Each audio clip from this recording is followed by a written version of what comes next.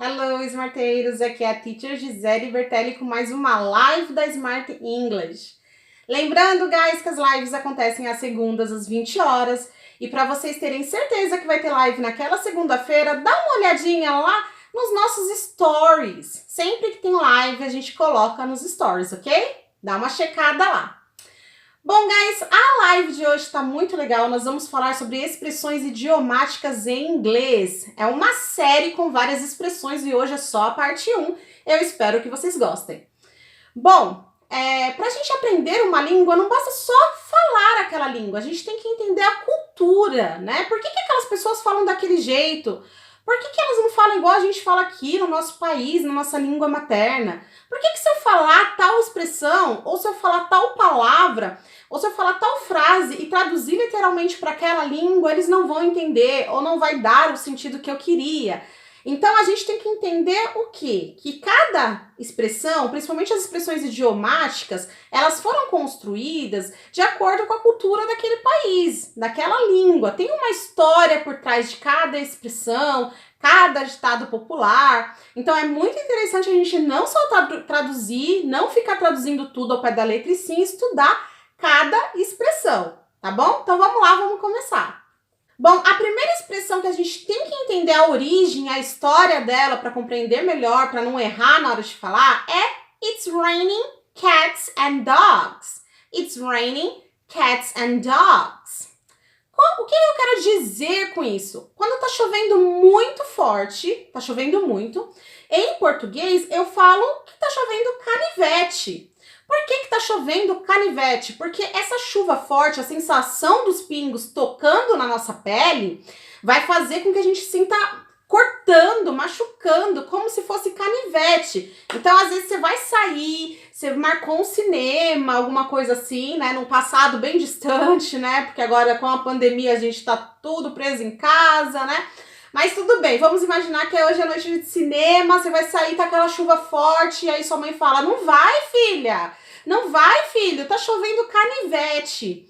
Aí eu quero falar isso em inglês, por que eu não falo logo It's raining pocket knives? It's raining pocket knives. Literalmente, eu estou traduzindo, está chovendo canivete. Por que eu não falo assim?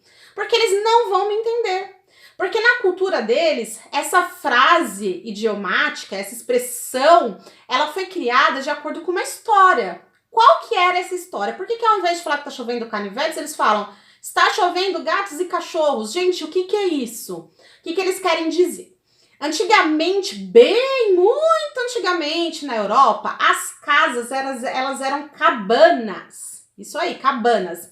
E não possuíam forros que separava o telhado do ambiente interno, né? Então tinha que ter um forrinho, telhado, forro dentro da sua casa. Não tinha esse forro.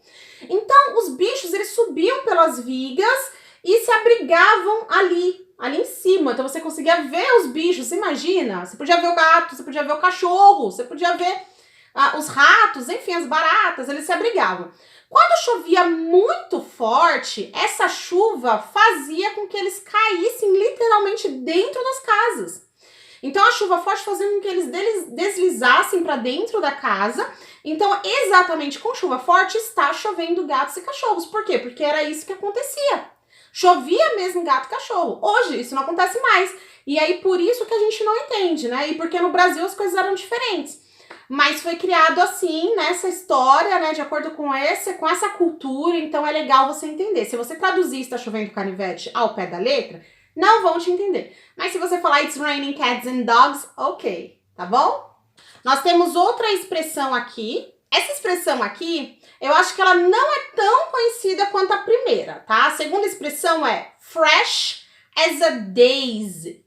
Fresh as a daisy.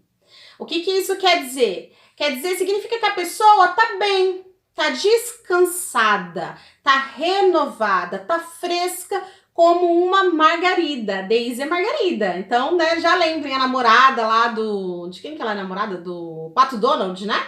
A nossa Daisy é a nossa margarida, em inglês vai se chamar Daisy. Então, é a florzinha. Então, o que isso quer dizer? Eu vou começar dando um exemplo para vocês entenderem melhor. Então, você fala assim, I always feel fresh as a daisy. after bathing. I always feel fresh as a daisy after bathing. Você tá falando assim, eu sempre me sinto fresca, renovada depois de um banho de banheira. Então vamos usar a história aí. Por que a gente, em vez de falar me sinto fresca, me sinto renovada, me sinto descansada? Nossa, me renovei, descansei. Sabe aquela noite de sono bem dormida, que você tá precisando, você tá cansado, você trabalhou muito, no outro dia você fala assim, nossa, estou renovada, estou novinha em folha, mais ou menos isso? Então, eles vão falar me sinto fresco como uma margarida. E por quê? Porque as flores das margaridas, as daisy, né, a daisy, que é a margarida, elas dormem quando se fecham, né, quando vem o pôr do sol, né, a história conta que elas se fecham. Elas pegam as pétalas dela, fecham assim ao pôr do sol e só se abrem com a luz do amanhecer. Então, amanheceu, elas vão se abrir novamente. Então, por isso, elas estão sempre descansadas e frescas, estão sempre fresh, porque passaram a noite fechadinha, descansadinha, e de manhã elas abriram. Então, no inglês antigo, o nome Daisy, ele é a junção de days, I, bom? O que isso quer dizer? Porque como os humanos, elas abrem as pétalas, ou seja, elas abrem os olhos. Imagina que as pétalas dessa florzinha tá representando os nossos cílios ao se fechar. Então, as pétalas se fecham, protegendo o miolinho delas, como os nossos olhos se fecham, protegendo os nossos olhos da luz, né? A gente protege os olhos da luz para dormir e as florzinhas protegem o miolinho delas, né? E só se abrem ao nascer do sol. Então, é como os cílios se fechando à noite e abrindo para um novo dia, né? Então, é muito lindinha essa história. E aí, quando vocês quiserem dizer, nossa, me sinto renovada, você vai falar fresh as a daisy, ok? Bom, a próxima expressão, também não sei se vocês já ouviram falar, né? A última expressão é jump the gun. Jump the gun significa fazer algo antecipadamente, agir de forma precipitada, sem pensar direito sobre o assunto, sem pensar cuidadosamente. Sabe quando você se precipita sobre algo? Ou se precipita em julgar alguém, né? Faz um pré-julgamento, ou se precipita numa decisão. A gente fala que você está jumping the gun.